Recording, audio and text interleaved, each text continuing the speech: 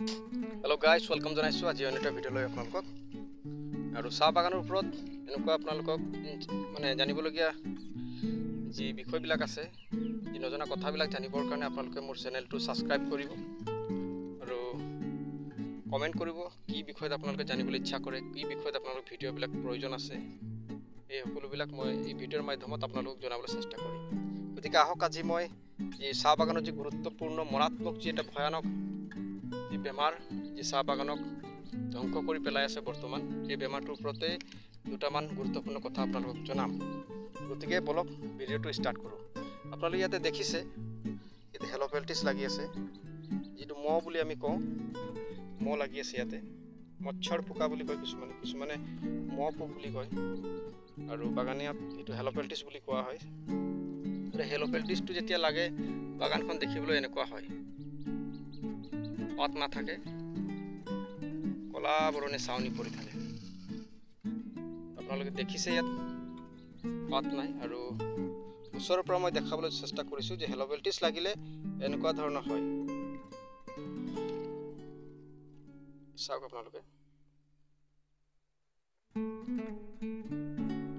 এই হেল'পেল্টিছ যেতিয়া লাগিব তেতিয়া আমি প্ৰথমতে কি কৰিব লাগিব? হেল'পেল্টিছ লাগি থকা পাতত আমি দৰৱ মাৰিব নোৱাৰোঁ। এতিয়া আপোনাৰ হেল'পেল্টিছ বাগানত এনেকুৱা ধৰণে লাগি আছে, গছবিলাকত ওপৰতে হেল'পেল্টিছ পাত আছে, আৰু আপুনি ইয়াৰ ওপৰতে আপুনি দৰৱ মাৰি আছে। যিমান দামী দৰৱ মাৰিলেও ইয়াৰ ওপৰত কাম নকৰিব। গতিকে প্ৰথমতে আপুনি কি কৰিব লাগিব যে এই হেল'পেল্টিছ খোৱা পাতখিনিক আপুনি ছিঙিব লাগিব।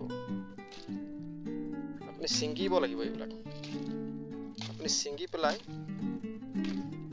যিবিলাক একেবাৰে বেয়া হৈ গৈছে সেই গোটেই পাতবিলাক আপোনালোকে লাগিলে তলত থাকিলেও তলতে ছিঙি দিব লাগিব, ওপৰত থাকিলে ওপৰত ছিঙি পেলাই এনেকুৱা ছিঙি এই পাতবিলাকক আপোনালোকে এটা ঠাইত, চব এই হেল'পেল্টিছ পাত সেইবিলাক এক ঠাইত আপোনালোকে জমা কৰিব লাগিব, আৰু যদি পাৰে জ্বলাই দিব, নহ'লে একটা ঠাইত আপোনাৰ পুতি পেলাব লাগিব।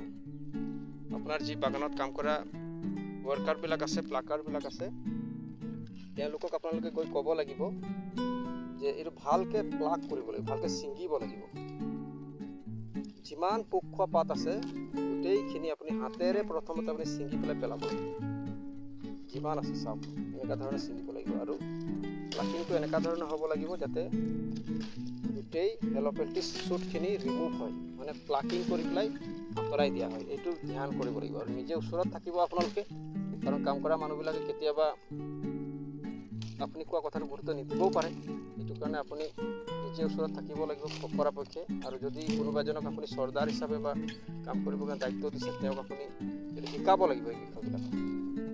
কাৰণ আমি যেতিয়ালৈকে হেল'পেল্টিছৰ পাতখিনিক আমি এনেকুৱা ধৰণে প্লাক কৰি পেলাই নুঠাওঁ, যেতিয়ালৈকে আমি ছিঙি নেপেলাওঁ, ইয়াক বাগানৰ পৰা সম্পূৰ্ণভাৱে আমি নাইকিয়া কৰিব নোৱাৰোঁ। ইয়াক কণ্ট্ৰলিং কৰিবলৈ অসুবিধা হৈ যায়। গতিকে প্ৰথমতে আপোনাৰ বাগানত যিমান হেল'পেল্টিছ থকা পাতবিলাক প্ৰথমতে আপুনি ছিঙি ল'ব লাগিব।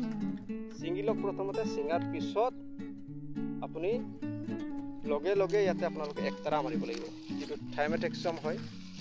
থাইমেথেক্সম কেমিকেল নেম হয়, আৰু ইয়াৰ ব্ৰেণ্ড নেম একতাৰা হয়। এই একতাৰা দৰৱটো আপোনালোকে স্প্ৰে কৰিব লাগিব। একতাৰা দৰৱটো স্প্ৰে কৰাৰ এক সপ্তাহ পিছতে আপোনালোকে আৰু এটা দৰৱ আছে, থাইক্ল'ফিড বুলি কয়, স্প্লেণ্ডাৰ। এই স্প্লেণ্ডাৰ কেমিকেল আপোনালোকে স্প্ৰে কৰক। আৰু লগতে যদি বৰষুণ বতৰ হয় তেতিয়া লগতে আপোনালোকে ডেল্টামেথিন দিব পাৰে, ডেল্টামেথিন দৰৱটো আপোনালোকে দিব পাৰে। আৰু এনেকুৱা ধৰণে আপোনালোকে স্প্ৰে কৰক, আৰু অলপ ভালকৈ স্প্ৰে কৰক, অলপ তিয়াই মাৰিবলৈ যত্ন কৰক। লাগিলে এক মেচিন আপোনাৰ বেছিয়ে লাগক, কিন্তু আপোনাৰ বাগান ভাল হ'ব। গতিকে আজি হেল'পেল্টিছৰ ওপৰত এটা নজনা বিষয় আপোনালোকক জনালোঁ। আৰু হেল'পেল্টিছ বাগানত যদি আছে অতি সোনকালে ইয়াক ৰিমুভ কৰিবৰ কাৰণে আপোনালোকে চেষ্টা কৰিব, নহ'লে আপোনাৰ পাত কমিব। গতিকে ভিডিঅ'টোৰ মাধ্যমত কিবা এটা জানিব পাৰিলে, আৰু কিবা এটা জানিব লগা থাকিলে আৰু বিষয়বিলাক আপোনালোকে মোক ফোন কৰি জনাব পাৰে। ধন্যবাদ।